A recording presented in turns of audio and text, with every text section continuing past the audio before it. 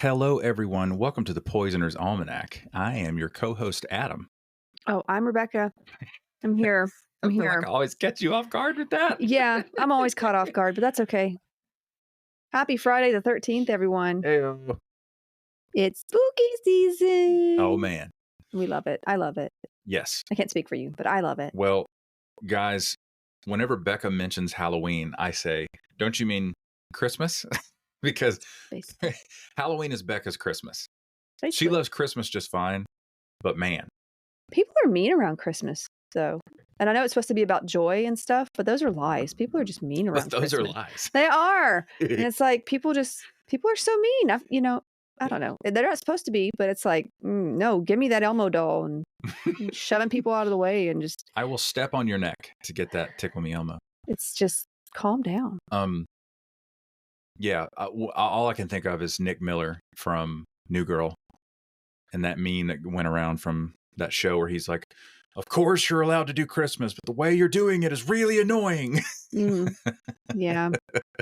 So can't we just have peace like the songs say? I don't get it because the songs say one thing and the people do another. Peace on earth, goodwill toward men, and several arrests were made at Walmart. So what's new since we recorded last with you? Well, I Still good looking, I see. Okay. I'm not a morning person, and I'm really happy that I put a hoodie on this morning because I took my daughter to school. It takes all of my energy. Your daughter? I'd love to meet her. Our daughter. I'm sorry. I took our daughter to school, and it takes all my energy just to get her dressed and out of bed and to school on time.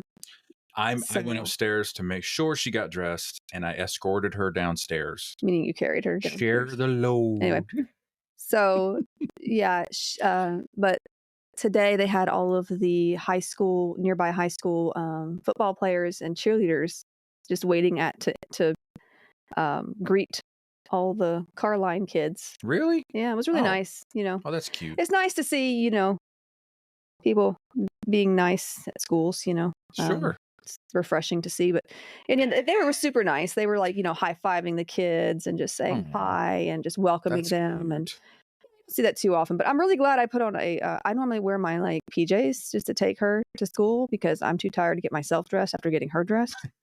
And I'm really glad I put on a sweatshirt because I don't look as bog witchy if I have a sweatshirt on over what I'm wearing, and bog witchy. My goodness, I'm not trying to scare people. This is already a good episode. Okay. So, but yeah, it was very nice of them to be there. The coaches were there too, watching over everything, and that's really cute. Yeah, it was sweet. It's a massive green flag if you're a teenager and like kids really like you, or you really like kids. Like you see a teenager doing that, and you're like, okay, they get it. Yeah, especially right now. Like there's been a lot of threats going around the local schools because we live in Georgia, and after this whole awful, terrible tragedy of Appalachia, I have no words. For some reason, I guess there's people out there who think it's funny to spread threats, and obviously they've been taking all of those seriously. I think like 8 people have been arrested in the last week and a half. So at least they're taking that seriously, though, and they're doing something about it. But it's just nice to see something good after a week of craziness. That's right. 2 weeks of craziness, really. But yeah, that's really that's comforting. Yeah, I like that. So I begin my at the young age of 40. I begin my adult softball league career this coming Tuesday evening. Hey, proud of you. Hey, you know what though? A lot of people didn't start Sauron didn't start like his career until much later. I feel like not really. I feel like I reviewed the lore recently, and it just seemed like he didn't let age stop him. Yeah, he didn't. I mean, so you're doing good. I mean, oh man, do what you like, And just a side note before we move on to housekeeping, guys, we just started watching The Rings of Power, which I love, absolutely love it. The background banner on the page for Rings of Power on on Rings of Power on Amazon, it's a picture of Charlie Vickers, the actor Charlie Vickers. his face is on the screen, but he has an elven haircut. And Becca stood next to that picture, and they could be related. And I will never be the same. It's my brother. My long lost brother. That's right. So let's jump into housekeeping here. Please make sure you follow this podcast on whatever platform you're listening on. And I think you guys are really doing it because we're seeing an uptick in followers in the old metrics. Appreciate that. Thank you. Also follow us on socials, our individual accounts, and the podcast Instagram will be linked in the show notes. The podcast Instagram, poisoners_almanac. Becca's playing with the camera. Sorry. It's like delayed and it's kind of freaking me out, but there's it's a lag. Too. Yeah. Also, thank you for leaving all of your 5-star reviews everywhere. That acts like a tip jar, and it pushes the podcast further into whatever algorithm of whatever platform you're listening to. So thank you so much. Oh, big news. The Patreon is up and running, ladies and gentlemen. Look at you. It is up and running. Getting stuff done. I don't know how to do all that. So I'm glad you're working on that. Any fool could do it. I literally can't take credit. No, look, computers break around me typically. I don't know what it is, but they hate me. It's your elven heritage. Okay. So the Patreon's up and running. The link to the Patreon will be in the show notes. We only have one tier right now. It's the $1 a month tier where you can get a shout out on this podcast. On every episode, we're going to shout you guys out by name. Now, obviously on Patreon, you have the opportunity to build that out with multiple tiers and offering all sorts of fun, goody things, such as merch, live stream of our podcast recording, which would be rad. I mean, our faces are pretty crazy during some of this stuff. We're a little bog witchy in the mornings when we record, but hey. Oh, I wasn't talking about that. Look, I don't mind being bog witchy if you know, this is how it is. But I just meant like our facial expressions and some of those are usually pretty fun. Or also, I don't mean to make some of those facial expressions.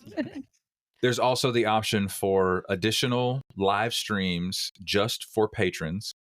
I mean, there's so many things, merch boxes. There's so many different things. Oh, early access to the podcast episodes. Some, podcasters offered that.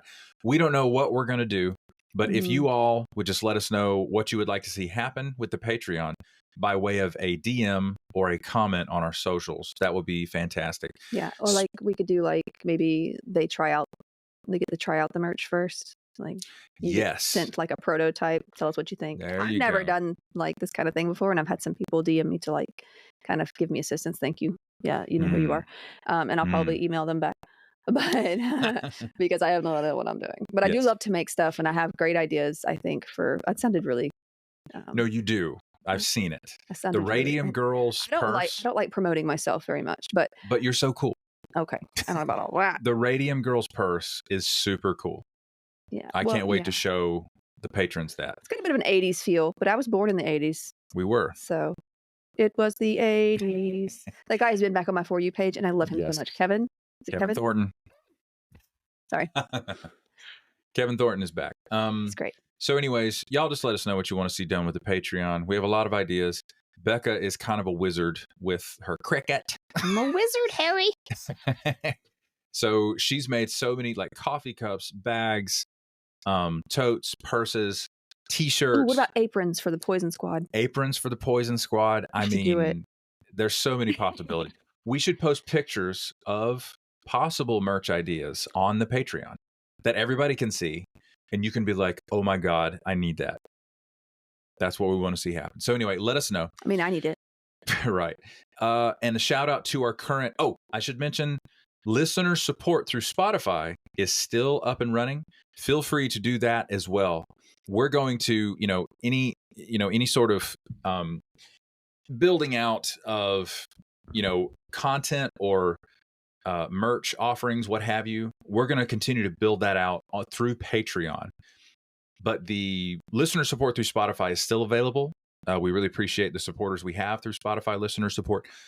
And they are as follows: Delshawn Harris, Taylor McCaleb, Carl Ziegler Jr., and Drew Rivas. Thank you guys so much for your monthly support. You guys are the best. The monthly support will remain available for anybody who wants to do that through Spotify. But just keep in mind that, the stuff that normally is offered through Patreon to patrons, that's where you're going to see that stuff develop.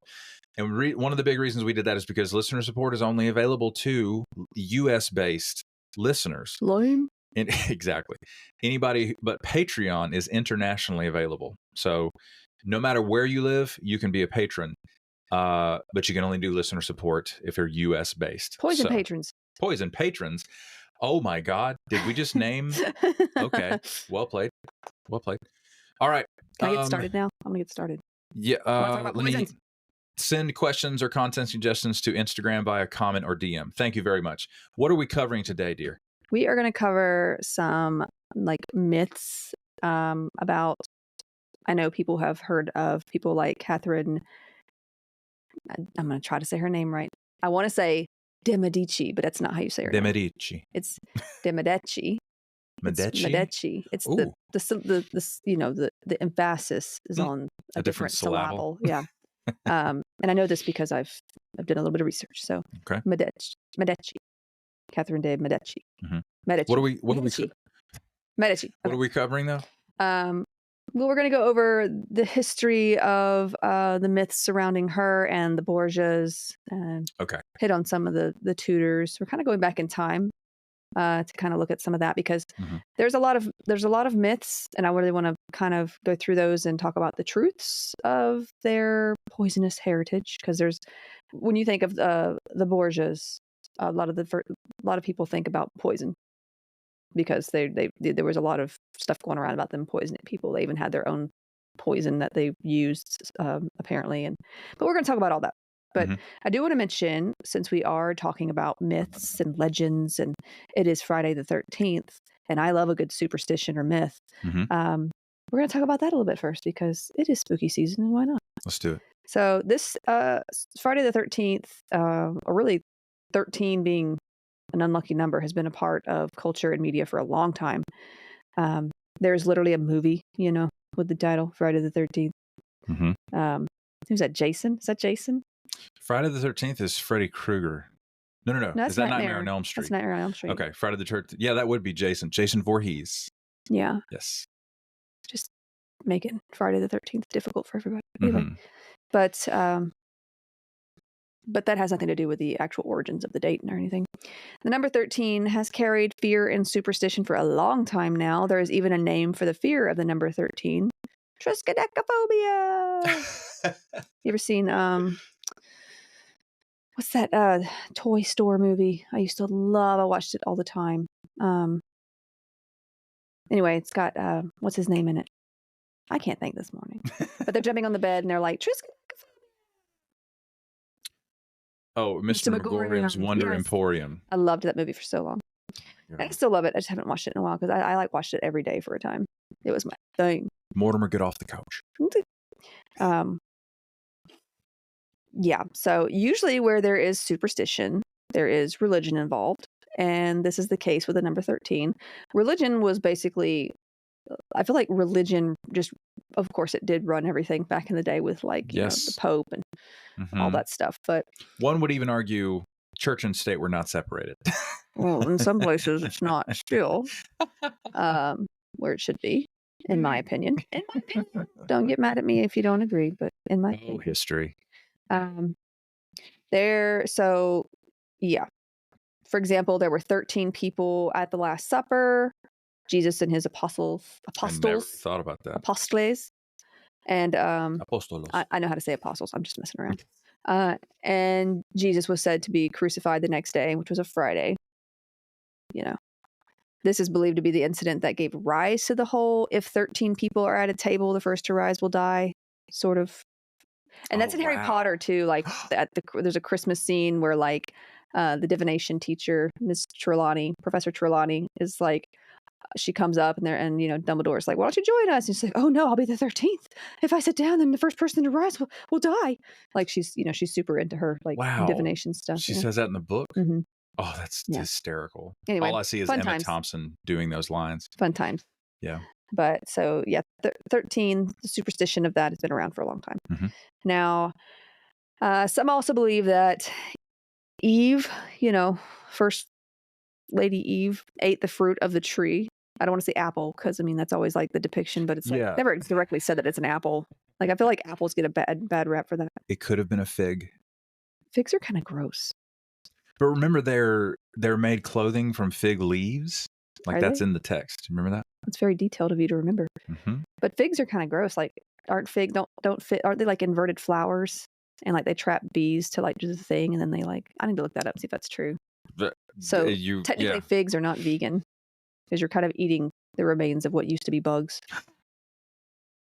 Protein, I guess, but still. They're going to be so mad at me in that Facebook group. I need to go see if that's true because I read about that, but I really need to check up and see if that's true. So bear with me. And you're going to do that. Yes, I will. Bear with me on that. I've never been a big fig fan.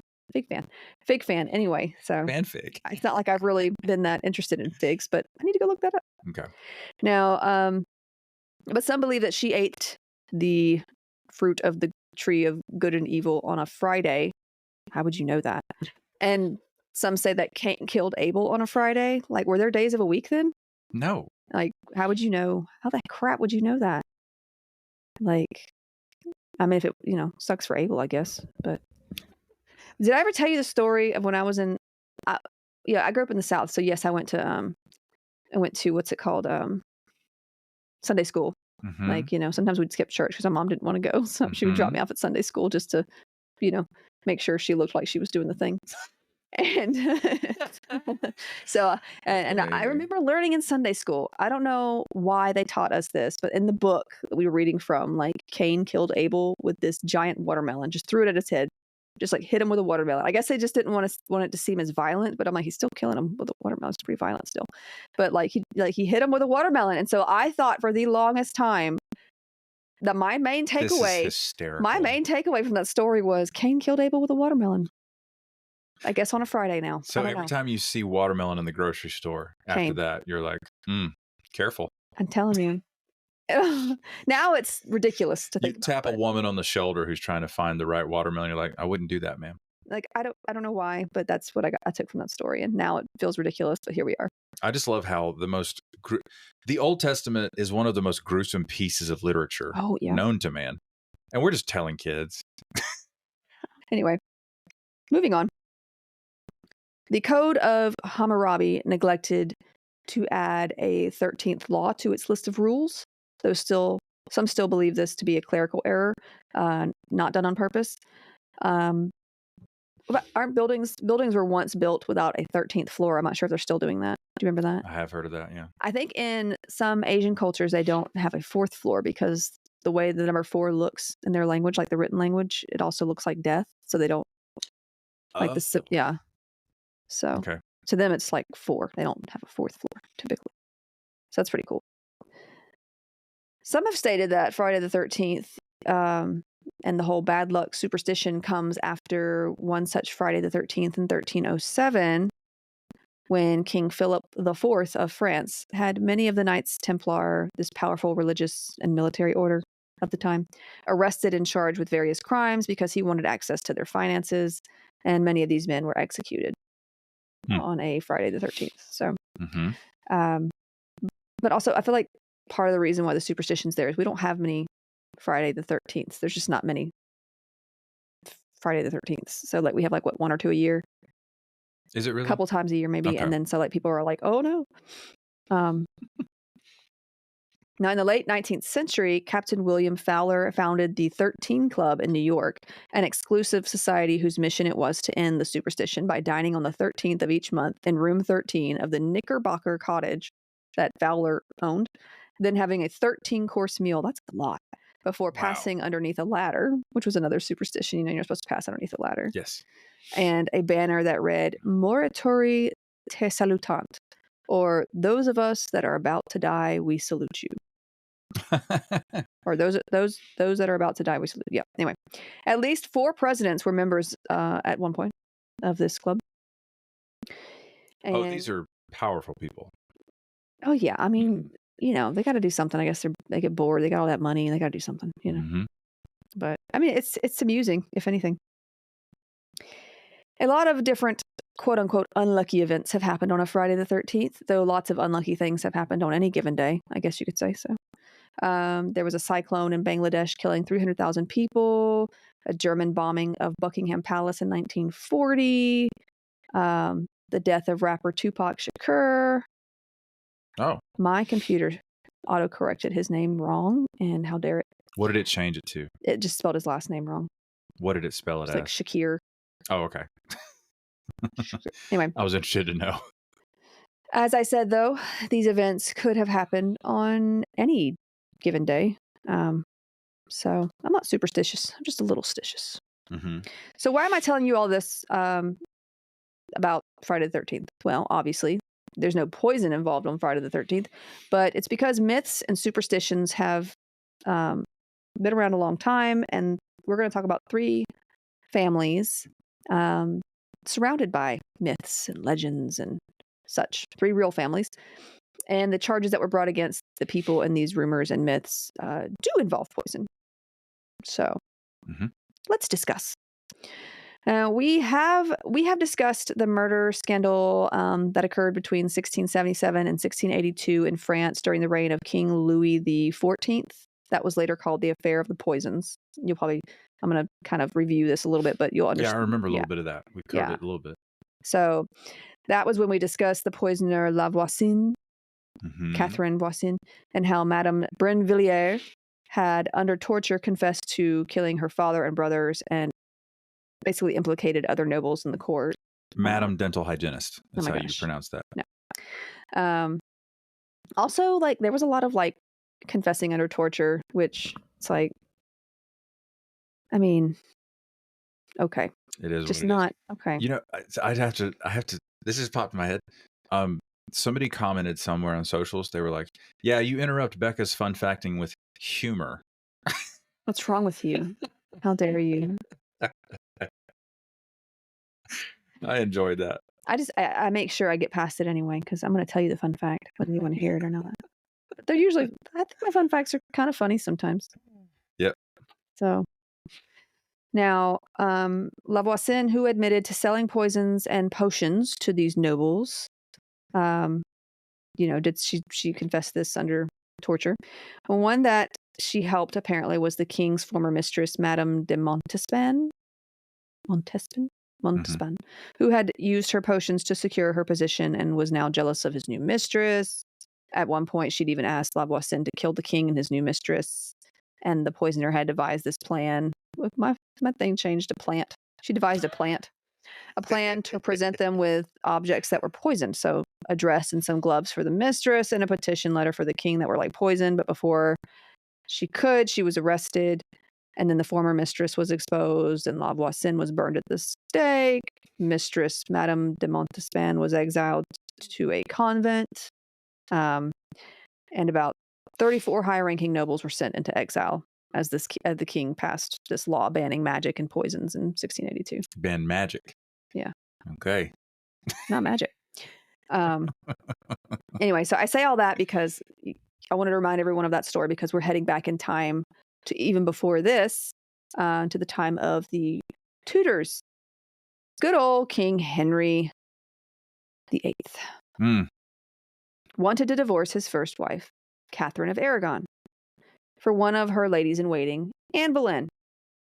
This obviously went against the church at the time, but as we know, Henry fought his way out of the marriage, eventually exiling Catherine away from even her daughter, which was terrible, and separating from the Catholic Church so he could wed Anne Boleyn.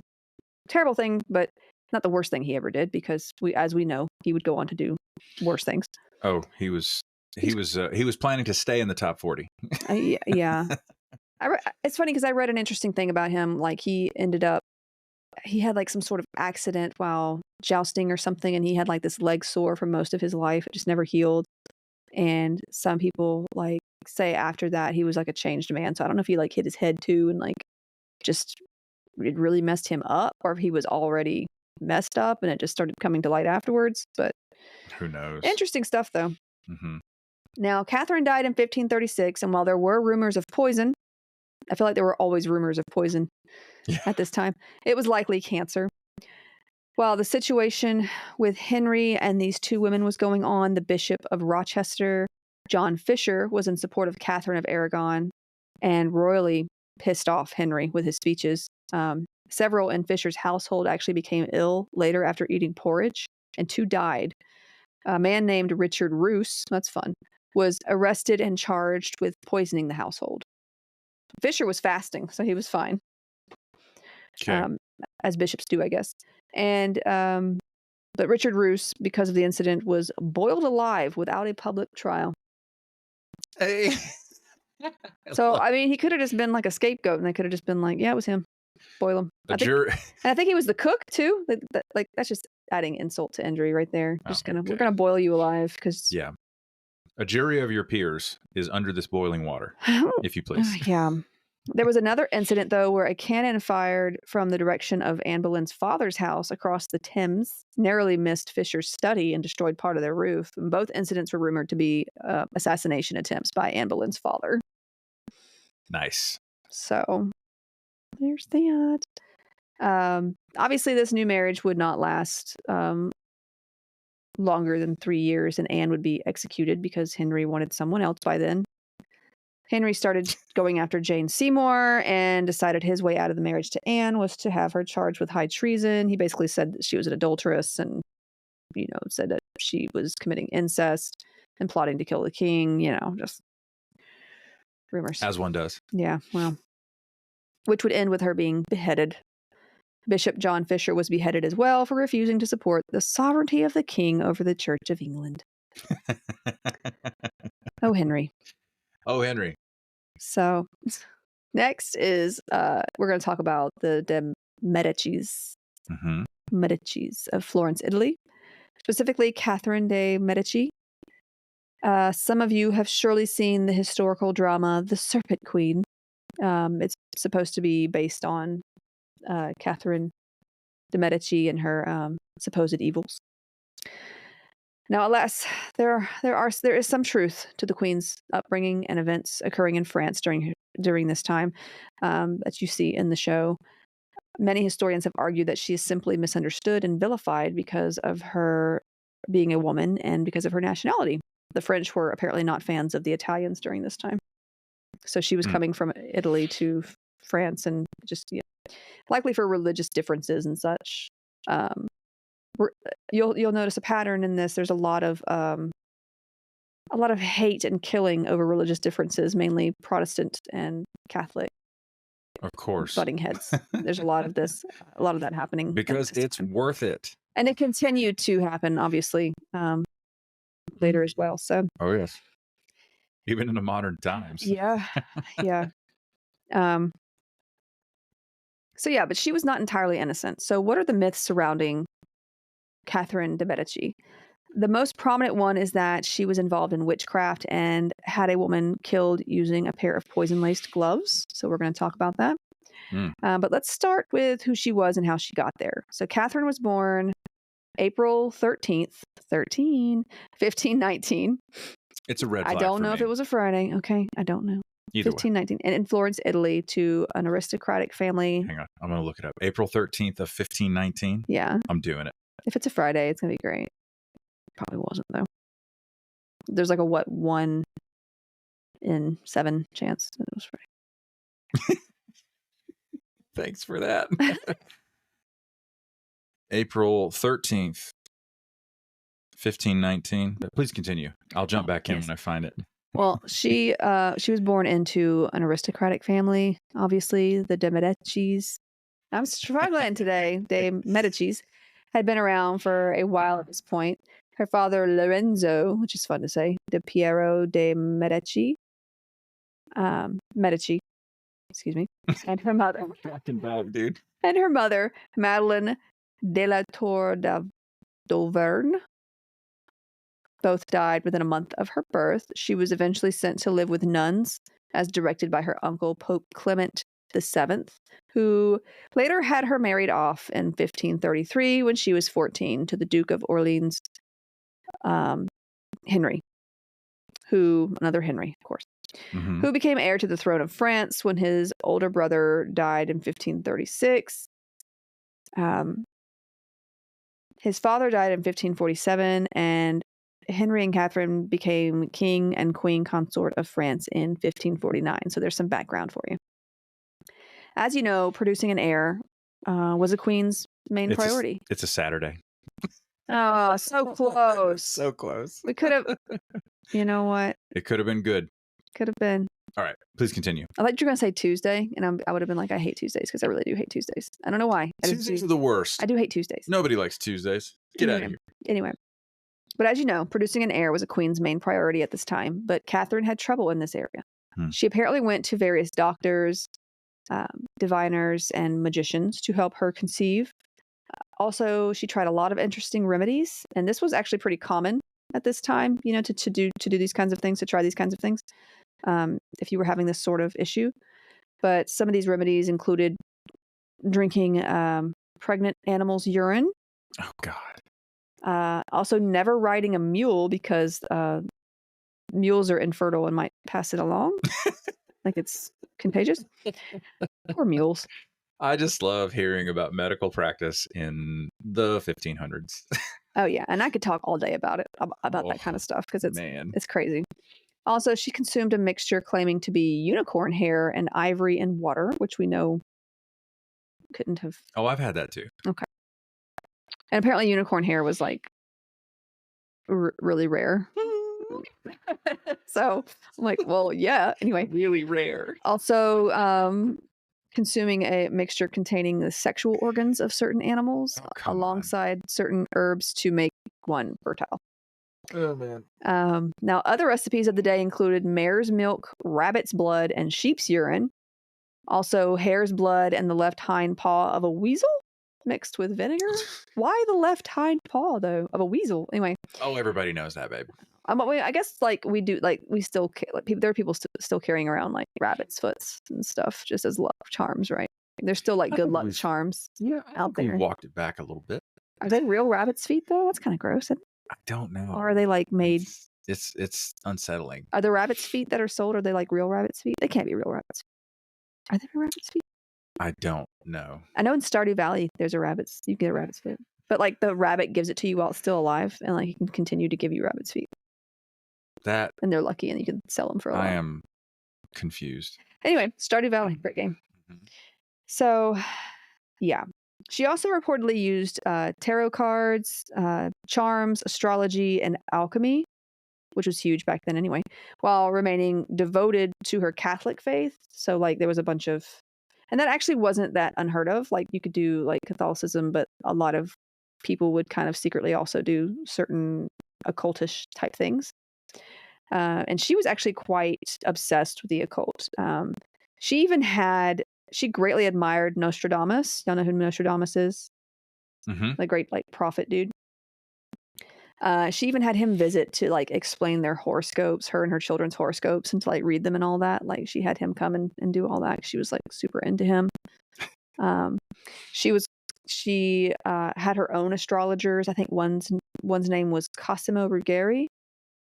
So it sucks that she was desperate enough to try all those gross concoctions, you know, I mentioned. Like, I can barely stomach cough meds. But, it sucked even more that her husband was caught up with another woman at the whole time, who also could not produce him an heir during this time. And just to let you know, this was actually on him. He was having issues. And of course, it got blamed on the women, but then he had an operation. He got some treatment, and then they could have kids. But it still got blamed on the women at the time because, if there's infertility, it must be the woman's fault. He had a procedure? So, there was some treatment that had to be done for him. I cannot imagine. Something with the that he had issues with, I guess. Oh, man. But I won't go too deep into that. Okay. Just because I'm just going to get off on all kinds of tangents if I do. Sure. So, but like I said, of course, she was blamed for the whole infertility thing. Of course. And at that time, like if you were infertile, some even called you a witch because having children was like a gift from God. And if you couldn't have children, then God didn't like you and you were a witch. Of course. So this is only, 100 years previous to the Salem witch trials? Early 1600s, mid 1600s? Yeah. I think. Yeah. I have to look that up. It has been a while since we've talked about the Salem witch trial. Mm-hmm. All right. So Yeah, this woman's name was Diane de Poitiers.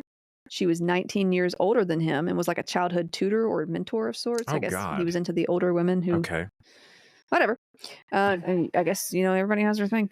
Okay. But he basically gave this mistress any power that should have really gone to Catherine as his wife, and did not hide his affections for this woman at all. Like, just PDA, Oh, God. around everybody. Anyway, but like I said earlier, Catherine was seen as infertile, and there was rumors of her being a witch. But were there rumors about the other lady? Anyway, I'm not going to go there. So yeah, Catherine did eventually conceive after Henry's little operation. Yeah. And she actually ended up having 10 children. Her second son died at 2 years old. And the last two, the twin girls that she had, actually, one died while being born, and the other died, I think, some weeks later. But it almost took Catherine out as well. Like, the childbirth was just that complicated. And she almost died from it. Henry, her philandering husband, would later die in a jousting accident. It was quite brutal. Like almost said shards of narceal. Shards of like wood from the joust stuff like got into his eye, like it just penetrated his brain somehow, and he eventually died some weeks after while trying to recover. A fitting death for a terrible person. Yes, well. Diane de Poitiers, his mistress, was basically pushed aside for Catherine to lead in her first son's name, basically. So Francis II, who was their first child, he was seen as sickly and frail, though. And Francis, he ended up dying of an ear abscess a little later on. And then 10-year-old Charles IX would accede with Catherine as regent. So because he's too young to lead by himself, so Catherine would sort of help him with that. Okay. So, fun fact, though, Catherine was actually once Mary Queen of Scots' mother-in-law, because Francis II was married to her before he died. He was only 15 when he died. That's wild. So, people married people off, especially girls, like very young, very, very young. Quite gross. Yes. Around this time, the French wars of religion, I like how they just get to the point, were taking place, featuring the Protestant Huguenots. Before we go any further, you need to know. And just so you know, I was able to spell Huguenots by basically calling them Hug-U-Nots. Like I was trying to spell it out, and I was like, hug you with an E at the end, knots. Hug-U-Nots. Perfect. So now, like, Huguenots are Huguenots to me. I love it. Hug-U-Nots. Anyway, and the Catholic House of Guise. Catherine attempted to use a political sort of marriage, as was common back then, to sort of help bring the peace. And she decided that her daughter Margaret should marry Henry III of Navarre. So many Henrys. Navarre was a small kingdom located in the middle of France and Spain at the time. Henry III was apparently baptized as a Catholic, but raised by his Protestant mother, Jeanne d'Albret, who became like violently Protestant / Calvinist in 1560. Like she just made the switch, making the entire kingdom so as well. Like, if the leader switched religions, the rest of you have to too, I guess. Wow. Well, that's a massive win for Calvinism. So she was, pro Huguenot. Huguenot. Now, the main issues with the marriage would be the differences in religious leanings, of course. And while that doesn't seem like a big deal, now, like at that time, like people were killing each other because of differences in religion. It was just, 100%. And people still do in different parts of the world. They still do, even in America. That's been a motive for some terrible things. So, I don't want to make it seem like it doesn't happen today, but because it does. People are always mortified with like religious violence in, let's say, the Middle East or so. And I'm like, you know how long we've been doing this? And like, yeah, it's been around. It's including here too. It's been around here too. It happens. So, I tell you what, getting better every day. It may not be as, flashy, but it happens here too. There's a lot of issues that we all face because of differences of religion and people not being able to sort of just mind their own business and be tolerant of one another. And like, I don't know.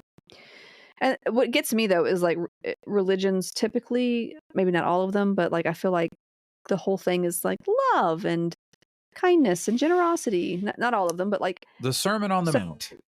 Like with Protestants and Catholics, like they're with the same dude, right?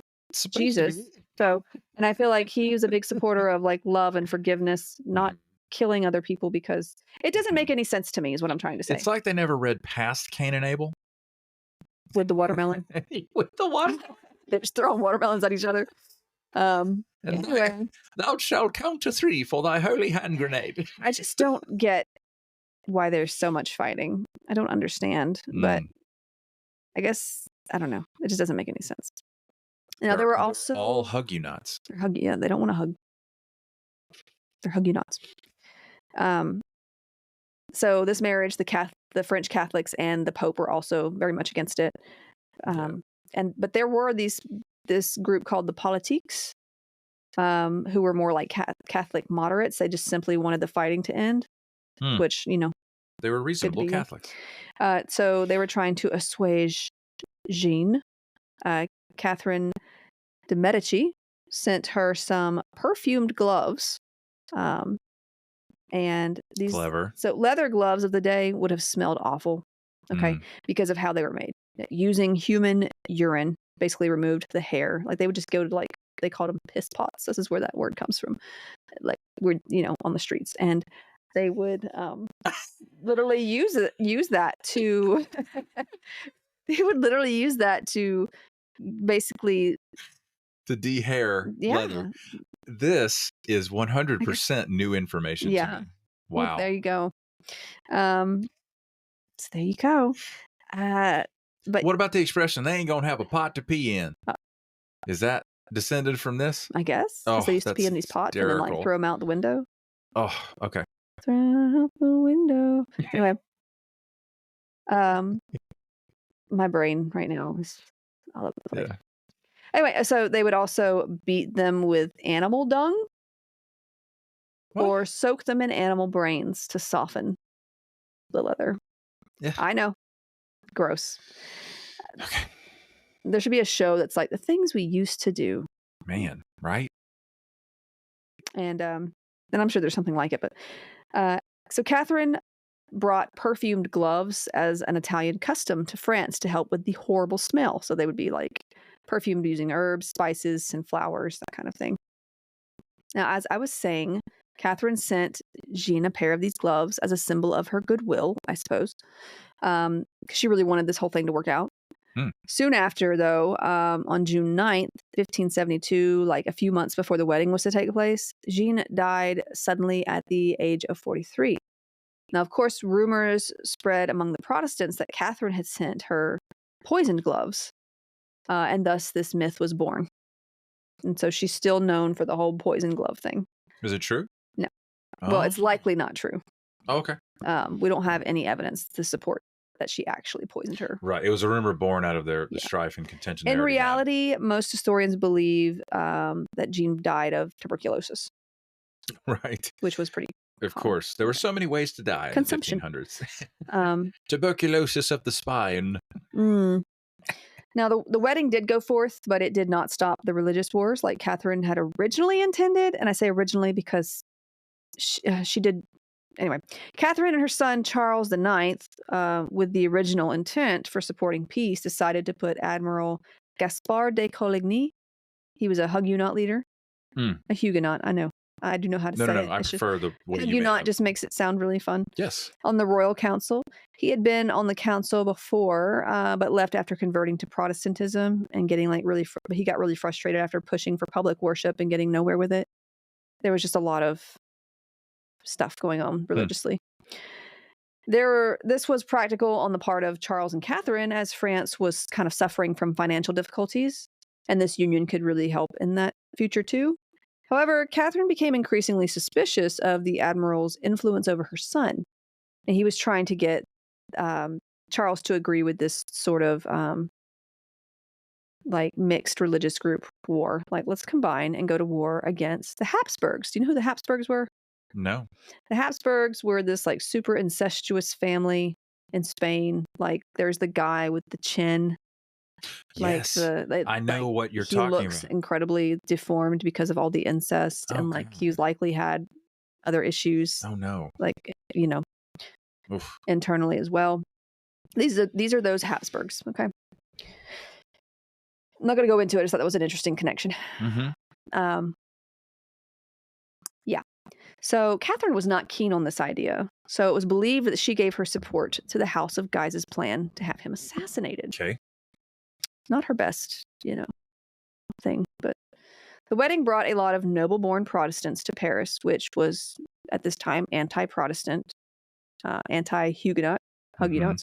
And afterward, there was an attempt on Coligny. I hope I'm not even saying his name right, probably. I'm not French. I'm sorry. Sure. Colley, in which he was shot and seriously wounded at this point. After this, the Huguenots promised to punish their enemies, and the French government promised to investigate the matter, promised. Some of the Huguenots even assembled like 4,000 men to stand outside the city in case of a conflict. Like I guess it was almost an intimidation tactic in a way.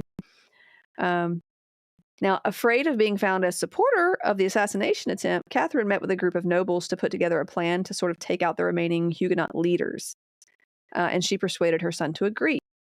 So on August 24th, St. Bartholomew's Day, there was this massacre that started out by the Catholic nobles against the Huguenots still in town and continued long after a royal order to stop the next day. I think it went on until like October. So a couple months, I guess. Now, Colley was killed, as were thousands of other Protestants. Homes were pillaged. People were killed. Thousands. Oh, yeah. Wow. People were killed and their bodies were thrown into the Seine, turning it red with blood, basically. It was rough. And it's still disgusting today. Oh, yeah. Isn't that the river that they swam in? It's the river they held water events in at the Olympics. I mean, this was thousands of years, but I did read, though, that like some people got sick after swimming in that water. Super cool. Icky. Love it.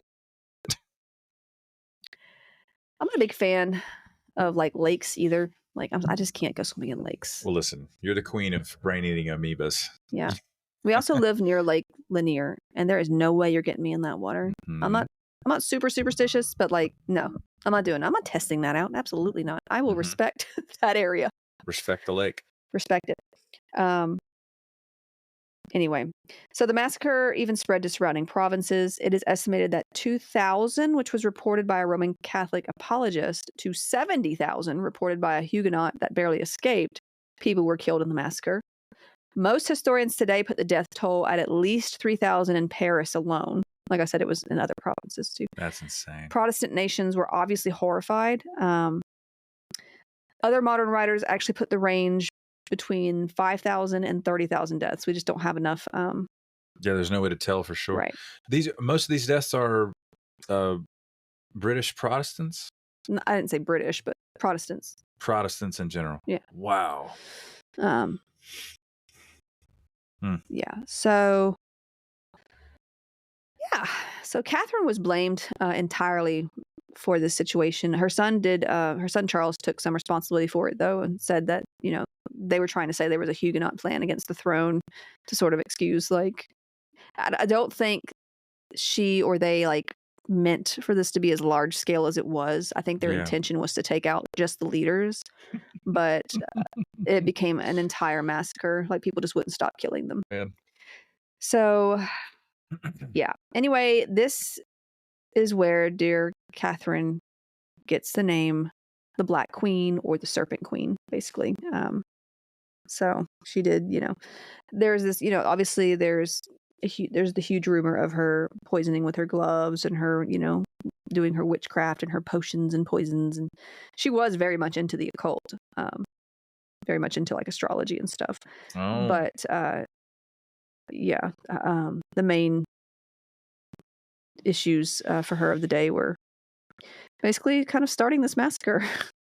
Wow. So now, in an article titled The Infertility of Catherine de' Medici and Its Influence on the 16th Century France, published in the Canadian Journal of Urology, Catherine had only planned for the deaths of Coligny and a few other Huguenot leaders, as she thought it would shut down further conflict.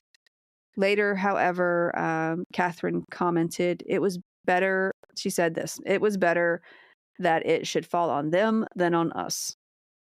What has been done is no more than is necessary." Not the way to handle that, but I find that rather callous. Mm-hmm. She chose violence literally. Also, I mentioned it's the Canadian Journal of Urology. Like they're literally discussing why she was infertile because of her husband.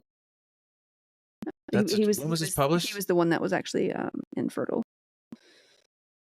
I'm not sure. I think I'll find it. Journal. It was. That's got to be modern. It was pretty modern, yeah. Okay, pretty recent. That's hilarious. Okay. Now, in the mid 1570s, an anonymously authored pamphlet painted Catherine as a woman of ruthless jealousy and ambition, a master dissimulator, an unnatural and corrupting mother, the murderess of multiple notables of the kingdom, and the principal or even the sole cause of the numerous wars of religion.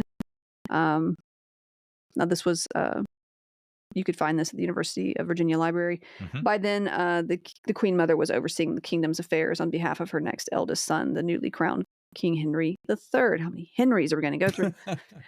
So she's, kind of maligned for the whole poison gloves thing, but she's also seen as the starter of this massacre. So it's like there's a lot going on for Catherine de Medici. She was also looked really hard upon too because she was a foreigner and a woman, and the French, a lot of French, people really hated that. Sure. So she's Italian by descent, right? So a lot of the things you read from certain people, it's kind of hard to be like. Yeah, it's tough to get an actual historical account. So that's why you got people who are like, she definitely poisoned her. Oh, she did this, she did that, and it's like, So what was that quote we read yesterday? Until lions learn to write, every story will be written by a hunter. Yeah, basically it's the winners who write history, I guess. Yes, history's written by the winners. Yeah. Mm-hmm.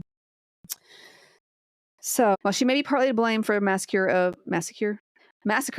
Saint. You got to say it that way from here. Massacre of Saint Bartholomew's Day. Everything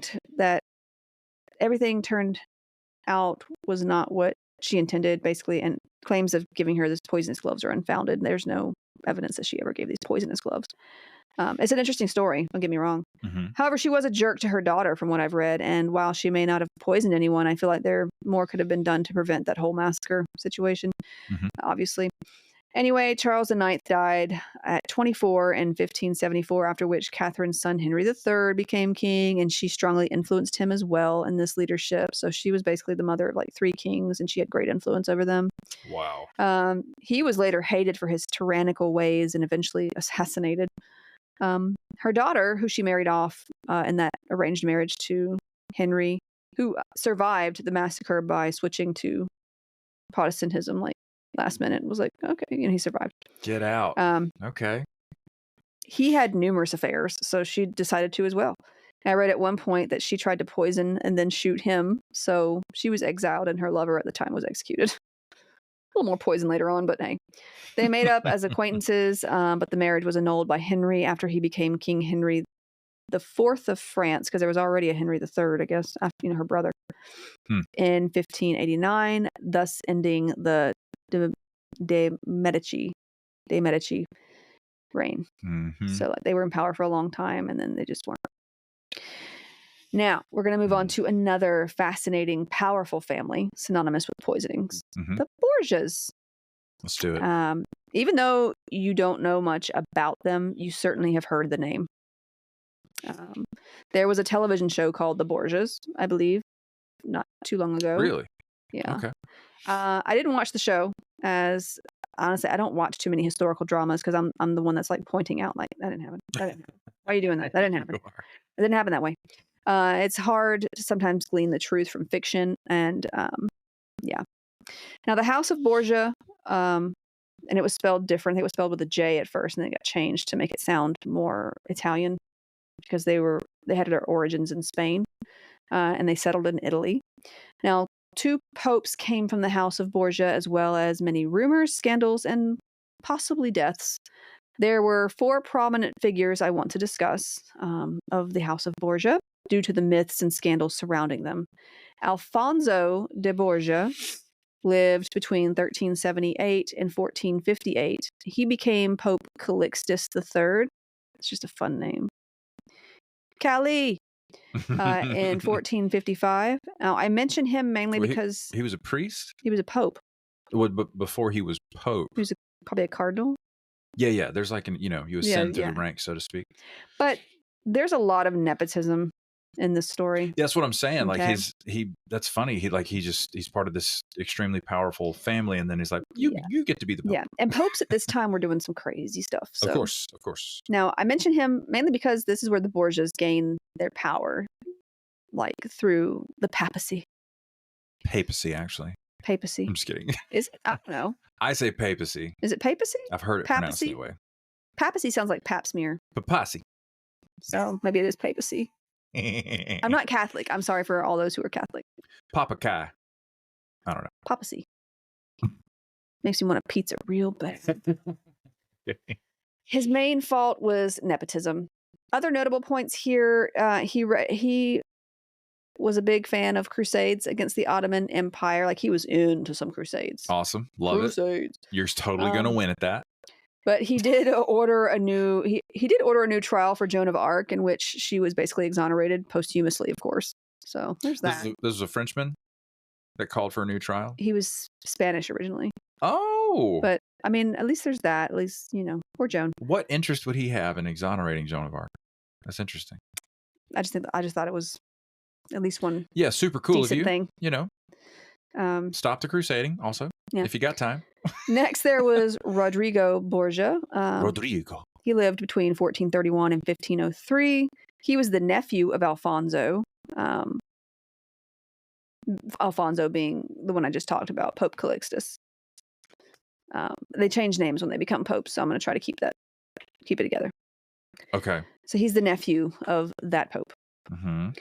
And he would later become Pope Alexander VI in 1492. But we're going to talk a little bit about how he got there. He was actually 1492. 1492. He was trained as a lawyer, but then became an ordained deacon, and he was made a cardinal after his nepotistic uncle became the pope. And he's just like, yeah, sure, take this. Mm-hmm. He would then be named papal legate. Is it papal? Yes. Papal. Mm-hmm. Sounds like I'm saying people, but it's like in a really weird way. Papal. No. Papal. So it's the adjectival form. All these people are getting on my nerves. And then vice chancellor of the Holy Roman Church. So he became lots of things. He also became the Archbishop of Valencia, thanks to his uncle's influence. After his uncle died, Rodrigo supported a new pope candidate that would allow him to keep this position. Later, though, Rodrigo was scolded for attending a party that was later accused of becoming an orgy. So there's that. And orgies, I just don't understand why they would care. Orgies have been associated with the Borgias too. So, Rodrigo apologized and explained that it was not an orgy, and this pope was like, "Okay, cool." So he's like, "Okay, whatever." So Rodrigo would have multiple children with different mistresses and send them off to grow up elsewhere and keep his job as vice chancellor through like 5 popes. And like it was confusing because I'm like, can popes have kids? Or can these people have kids? Are they allowed to have kids? He did, regardless.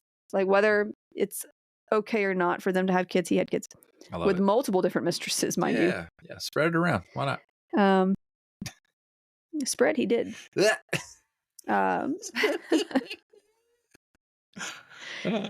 So yeah, he kept his job of vice chancellor through 5 different popes, each time making sure to support those who favored him. Obviously, he later began an affair with Venosa de Catane, who had 4 of his children: Cesare, Giovanni, Lucrezia, and Geoffrey.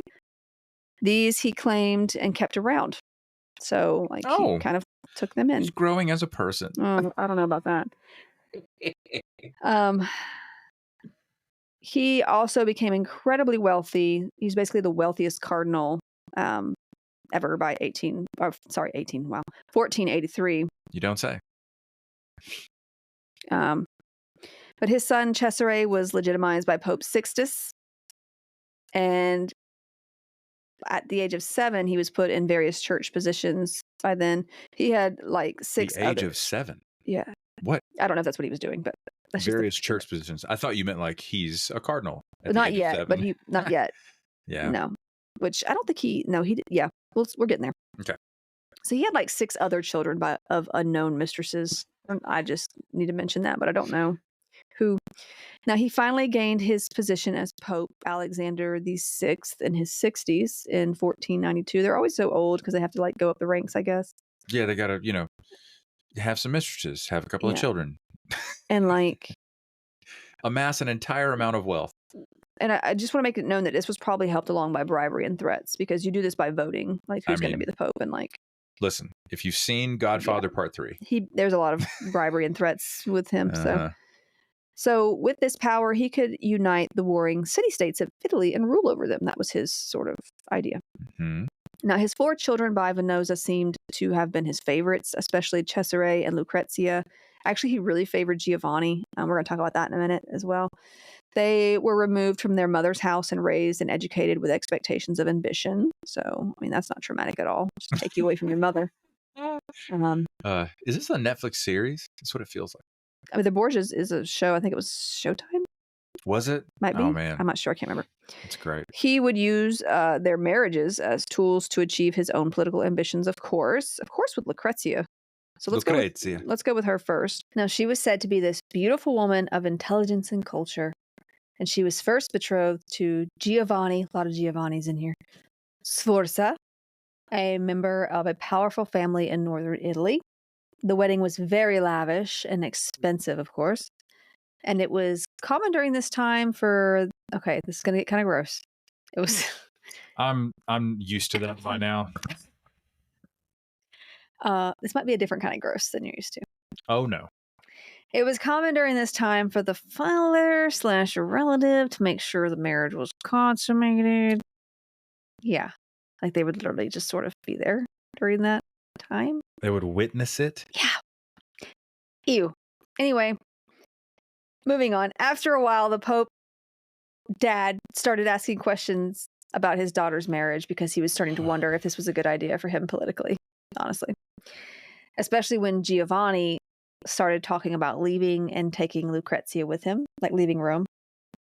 Now, Daddy Borgia literally accused the man of impotence, which could help with annulling the marriage, since apparently if it was never consummated, even though we know it was because dude was lying because he was there, then the union would technically be labeled as not legal. Like they were able to have that loophole. So Giovanni, the husband, then began to accuse the Borgias, Pope Alexander, Daddy Borgia, whatever you want to call him, especially of incest and other crimes, because he was mad. He claimed that Daddy Borgia wanted his daughter back to continue such a relationship. This is where the rumor of incest started. But the claims have never been shown to be true. So you've got this sort of angry husband, and he has a right to be angry, don't get me wrong. But you got this angry husband just sort of now saying that, oh, well, he just wants his daughter back because they have this sort of relationship that's not natural, and that's where that whole rumor started about the whole incest thing. It's never been like actually founded in truth. So we don't know, but likely not. I think what he really wanted to do was he wanted to have her marry somebody else who would be even better for him politically. So. Yeah, that's his track record, right? Mm-hmm. Mm-hmm. So the husband eventually backed down when his territory was threatened. Like they have these things called fiefdoms. Mm-hmm. Fiefdoms. And fiefs. He could literally, like the Pope could take that away from him, basically. So he was like, you know what? It's not worth it. Whatever, sure. Impotent. So, which he would go on to have multiple children, so it's obviously not true. The husband eventually backed down. So now other rumors about the family formed as well. Stories of orgies at the Vatican, including the famous banquet of chestnuts as described by papal chronicler Johann Burchard. In this story, Cesare hosted a party inviting 50 quote-unquote honest prostitutes And I'm not saying prostitutes aren't honest. That's just literally how it's written. Favorite thing. That's literally how it's written. Okay. Who danced with others there and were made to collect chestnuts that had been thrown on the ground while naked. Then there was like an orgy, I guess, according to Burchard. This account has been disputed, however, by other contemporaries of the day. So maybe it happened, maybe it didn't. Now, the Borgias are known for their lasciviousness and their, Daddy Borgia had many affairs with different women. So the whole orgy sort of rumor, I mean, it was bound to come about. So did it happen? We don't know. Okay. Now, other enemies of the Borgia family, including a well-known historian, Francesco Giacardini, good enough, spread the incest rumors despite there being no basis of truth in those accounts. He was actually friends with Niccolo Machiavelli, the father of political philosophy, who ironically used Cesare Borgia as his muse for The Prince. Oh, interesting. The Prince, where he's like, yes. Is it better to be feared than loved? Maybe it's better to be feared rather than loved, or both. Anyway, something like that. Now, Lucrezia was also rumored to have had a similar incestuous relationship with her brother Cesare, but this has also been unfounded. It's been around, these rumors. Okay. So they've been known for these like rumors of incest, orgies, and poison, basically. Okay. Another vicious rumor came out as well, that the Pope and his family dealt with enemies using a poison of secret recipe known as la cantarella. Some of these supposed poisonings have been proven to not have been possible, though. Okay.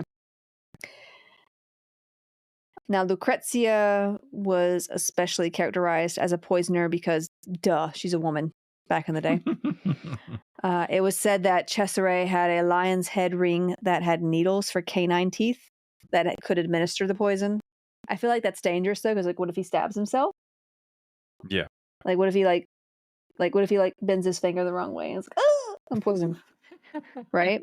I don't know. Sounds just like that. You know what? He's kind of a jerk, so he probably does. Yeah. I hope he does too. Lucrezia supposedly had a hinged lid ring. Like she could just open it and pour the poison powder, into the wine of her enemies.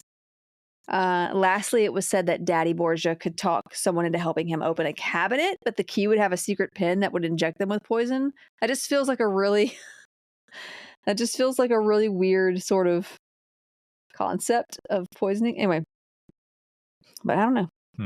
Anyway, these are all myths. There is no real evidence to back up these claims. They were all just stories that people would say about the Borgias. So there's no sample or recipe for La Cantarella, but it was rumored to contain arsenic, lead acetate, and phosphorus.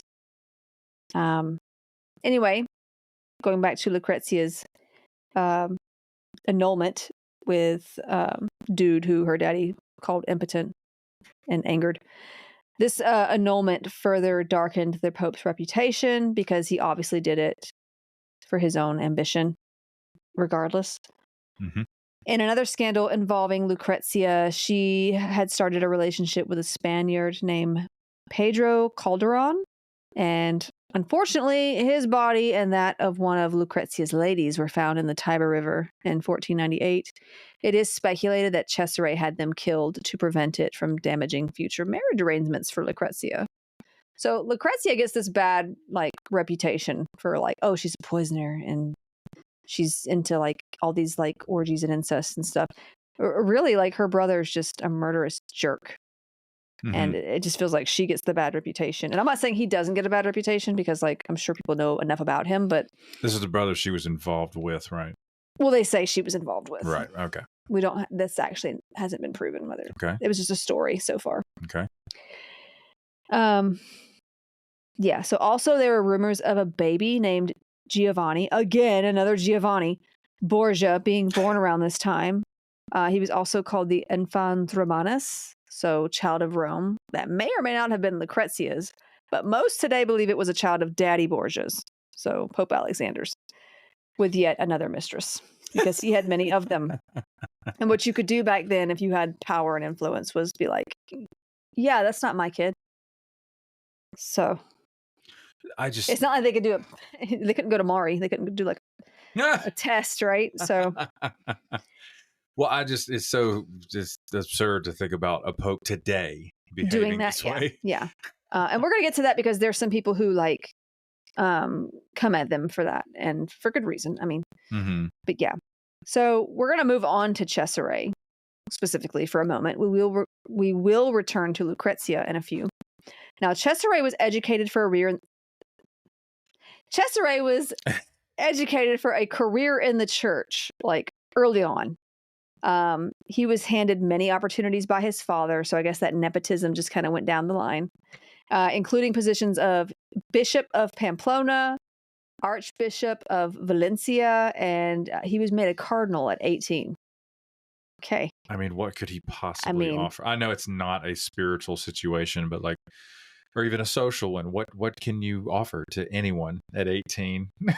No, nothing. And he became his father's chief advisor somehow. Like they would just kind of tell each other, like, yeah, let's do that. Okay. Not a great idea. He was not exactly known for his morality, though, and was better known for his hunting parties, his affairs, and his materialism. He was always very well dressed, of course. He also contracted syphilis pretty young. Awesome. So syphilis was rough. They didn't have any like treatment for it apart from like mercury. And that'll work. No. This guy's cardinal material, I tell you. I mean, his dad wasn't exactly. Anyway. I know. The apple doesn't fall far, right? Now, he also feuded with his older brother. I had the hardest time with this, looking at different references, because one reference would call him Giovanni. Again, another Giovanni. But then another reference would call him Juan. What? Juan. I'm going to go with Juan so it doesn't get confused with the other Giovannis we've talked about. Is Juan an Italian name? Well, originally they were Spanish. I don't know if that has anything to do with it. Okay. But the Spanish version of his name is Juan. Okay. So. Okay. Anyway. So he was jealous of Juan because Juan was literally his father's favorite son at this time. And I believe Cesare was the older son, but Juan was the favorite. You are my favorite, Juan. Wow. He was also head of the military and was like really favored because he brought sort of this glory to the name of the Borgias, like going out and doing all these military feats. They also shared the same mistress, who also happened to be the wife of their younger brother, Geoffrey. Dude, Geoffrey. That's rough. Geoffrey's not hip to the game, rough. Man. He was tired of doing church stuff in his brother's glorious shadow, especially after Juan received the title of Duke of Gandia. This title literally passed over Cesare when their older brother died. Their older brother by a different mother, because so many mistresses. And so I'm sure he felt like, how dare you? But Juan would later go missing after dinner with Cesare at their mother's house. His body would be found floating in the Tiber. He had been stabbed to death and his throat had been cut. And many believe that Cesare was to blame. Okay. But the mystery was never actually solved. Juan did have quite a few enemies after all, so like it could have been Cesare. We don't really know. I'm kind of going with Cesare though. Was it one of you? Oh my God. After Juan's death, Cesare gave up being a cardinal. The first time a cardinal had ever done so, mind you. This is the first time a cardinal had ever given up being a cardinal. Like, wow. And you literally had to have the approval of other like church peoples to do this. Wow. Did they call it abdicating? Or whatever, resigning? He went after his own Italian state to rule over, basically. He was like, I'm going to go claim something to rule over because why not? Now, the Pope, his daddy, helped to depose the vicars in charge of Romania and Marche in the northeastern parts of Italy, so Cesare could lead those areas. Of course. And he also took his late brother's place as head of the military, like the papal armies, and he was named Duke of Valentinois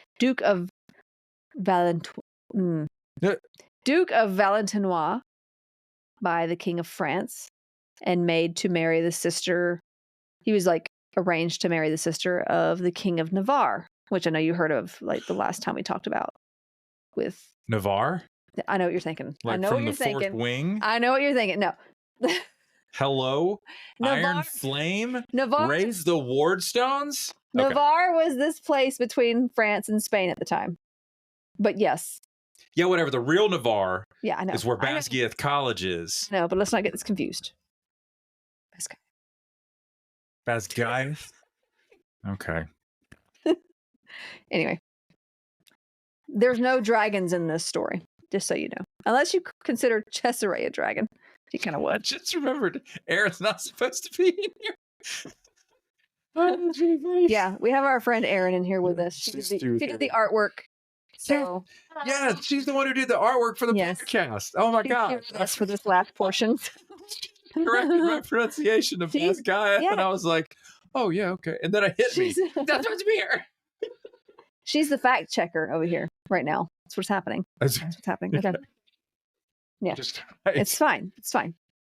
So, yeah. So this gets pretty political because obviously there's a lot of like religion and politics mixed in the story, which doesn't seem so far off from where we are now these days. So yeah. And if you remember, we talked about Navarre when we talked about the Medicis, Catherine de Medici. From Tirandor, yes. Medici. Anyway, her name is going to haunt me. But yes, so we talked about them then. They were still around by then. Sorry. Okay. I lost my spot, so I'm like... By then. So, heretofore. Henceforth. So... And things. So, Pope Alexander, Daddy Borgia, I feel like I have to make that clear because... they changed their name. He was making an alliance with France. Do you think they roll a D20 to get their stat sheet together when they become Pope? That would be cool. Right? Right? Okay. But this guy's pretty ambitious. This guy's a Slytherin, so I don't know. That's perfect. He's trying to slither into France. He's already got things going on with Spain. Let's go. So yeah, he's trying to make an alliance with France, thereby sort of ending their previous alliance with Spain. However, while this alliance was made and had been helpful to Cesare, Daddy Borgia was only a little into it. See, Lucrezia had just recently been married off to Alfonso, who she really cared for. She actually really loved this guy. Oh. Like, yeah. I'm sure it's just going to work out. He was the cousin of King Ferdinand of Aragon. So we're talking about Spanish territory over here. Yeah. So Cesare was like, bet I'll just kill Alfonso and that will settle everything. Right? Mm-hmm. You know what this needs? Murder. For Cesare, yeah. Alfonso fled, leaving a pregnant Lucrezia behind, but he did come back for the birth of their son after Lucrezia begged her father for protection for him. She really liked this guy. She loved this guy a lot. Now, Pope Alexander, Daddy Borgia, said he would be protected, and when Lucrezia's son was born, she named him after her father, just being grateful, I guess. I don't know. I mean, I wouldn't, but Alfonso seemed to be okay until Cesare realized that Daddy Borgia and Alfonso were being buddy-buddy again. And Cesare sent some mercenaries to kill Alfonso while he was on a walk, basically. And then, like, he literally, like, walked out of a church, like, yeah, and was attacked by Cesare's peeps. And he was severely wounded, but he didn't die. He was taken back, and it was not certain if he would recover because he was that wounded, but he was alive. Now, the Pope then promised to put an armed guard at his door while he recovered, Alfonso, while he recovered. But somehow, 6 weeks later, Cesare was able to sneak his general in with some men to strangle the injured Alfonso. Gotcha. In his sleep. And, well, that worked. He had a couple of HP left after that first attack. Yeah. Lucrezia was heartbroken because she truly loved Alfonso. With Alfonso gone, the alliance with France could continue, though. And it's rumored that Daddy Borgia was involved in the death as well. Like, he didn't really care one way or the other. Like, he was just like, I mean, it kind of works for me. So, Everyone in the area knew who had killed Alfonso, but Lucrezia could really do nothing against her father or brother at that time, so it's not like she could really do much about it. She would end up being married off again by her father to another Alfonso. This one is Alfonso d'Este. And D'Este. How do you spell it? D''Este. D'Este. Yeah, I think it is Dest. D'Este. Yeah. In 1502. Or D'Este. D'Este. In 1502. He was, Cesare was just brutal in taking central Italy for his own, though, and defeating all who opposed him. I mean, he was just brutal. Even those in his own army who tried to revolt, I mean, he was very violent, he was impulsive, and he was cruel. So he earned his reputation. Okay. Girolamo Savonarola, that's a mouthful. He's a Dominican monk, was a Dominican monk. He stood for the reform of the church and thought of the Borgias as the epitome of what was wrong with the church, given their lasciviousness and murderous nature. He apparently called the church a whore because of Pope Alexander. So that's that's his. I'm quoting him. Whore. What's his name again? Sorry. That's unfair. Girolamo Savonarola. 7-Eleven. No. Geronimo 7-Eleven. Let's do that from now on. No. Geronimo 7-Eleven. Hereby. No. Forthwith. No. Okay. He apparently, yeah. So the Pope had him, Pope Alexander, Daddy Borgia, he had him excommunicated. But when Savonarola continued to preach, why are you laughing? It's the way. Savonarola. This is the way. Savonarola continued to preach.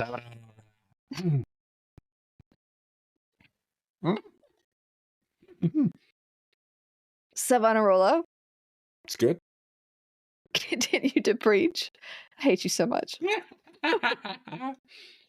When Savonarola continued to preach, Pope Alexander had him hung from a scaffold with some other monks. He just hanged the guy.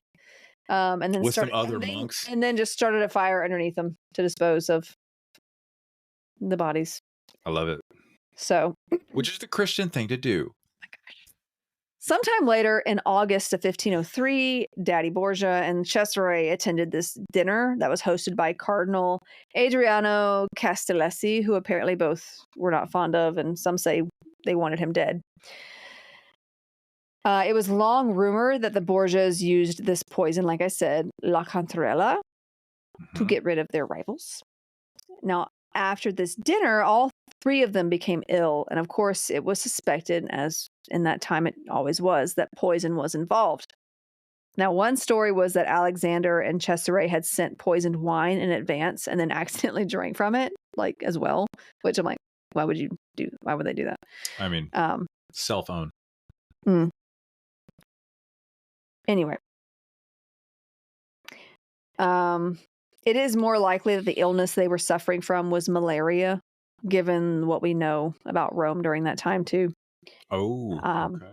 And Cesare and the cardinal recovered, but Pope Alexander did not. Wah, wah. And his body was so grotesque and bloated after the fact. And it's probably because of the heat at this time in Rome, and, you know, decaying and heat do not go together. It's terrible. But because it was so grotesque, people were sure poison had to be involved. Like, his tongue was blackened, his body was bloated. It literally had to be stuffed forcefully into a casket. Gross, I know. Wow. But there were people that were like, oh, he's definitely poisoned. I mean, look at him. Look at him. But he was really just in a pretty bad state. After the death of his father and subsequent quick death of another pope who would have supported Cesare, a rival of the Borgias, Giuliano della Rovere, became pope and made life rather difficult for Cesare. Now, he would later be captured in Naples and sent to Spain to be imprisoned, but he escaped in Spain and fled to Pamplona, where the King of Navarre welcomed him and made him a military commander. In 1507, Cesare was cut down in battle after making the impulsive move to chase down some knights while attempting to siege a castle. He found himself alone. Bada bing, bada boom. Was it a trap? It wasn't a trap, but he like chased these guys down and like I said, he didn't realize he was by himself. And like the knights turned around and were like, "Hey, we can take this one dude." And they didn't even know who they killed at first. They literally just robbed him. And then like the guy, I think their leader was like, "Why did you do that? We could have like gotten a good ransom for him." Wow. Anyway, but he died that way. You know what? He met a violent. Good riddance. Yeah. He was a violent man who met a violent end. Mm-hmm. Lucrezia would actually live to see Martin Luther start the Protestant Reformation, with nailing that declaration to that church in Germany. Wow. And much of the Reformation had actually come about as a result of Alexander's papacy because of how terribly I mean, it's an absolute. Yeah. She would go on to have 9 children. No, thank you. With for me, no, thank you. With a lot of miscarriages and difficult pregnancies. But still had 9. But wow. By this time, she was actually a respected duchess. She and this husband that she was married off to, they both had affairs. I mean, this marriage was mostly political, as most marriages were back then. So strange. She was at least 2 other men at separate times, one of which was the poet Pietro Bimbo. It's a fun name, Bimbo. But she had a difficult pregnancy with her 10th child, who was born rather sickly. Lucrezia actually died in 1519 after falling ill after that pregnancy, because pregnancy it can do a number on you. Totally. Especially back then when there wasn't exactly care. Yeah, literally the description is she fell ill. Yeah. No, they don't really. Yeah. So the myths of the Borgias, the incestuous relationships, the poisonings, the orgies, the murders, the last may be true on Pope Alexander's and Cesare's parts, the murder stuff. But Lucrezia is quite maligned and has been seen as this promiscuous and poisonous femme fatale. In reality, she was honestly more innocent than they were and was pretty much just used as a pawn in their political their games. And it's quite unfair because she's seen as this poisonous, like promiscuous mistress. But in reality, she was just trying to survive. She was just, she really loved Alfonso, her second husband, I think. And unfortunately, I mean, her brother had him killed, and she couldn't do anything about it. So I feel like she's a mistreated character in history. But her brother and her dad were pretty awful. So I feel like their reputation, whether or not some of it's true or not, they were pretty rough. But I feel bad for Lucrezia. So, but yeah, that's what I have for the myths of the Tudors, the Medicis, and the Borgias. Great stuff, my dear. So, as usual, good times for a Friday the 13th. That's right. All right. Well, that wraps it for this episode, everyone. Thank you all for listening, and we will see you in the next one. Bye. Bye, buddy. Hope you find your dad. What's a dad?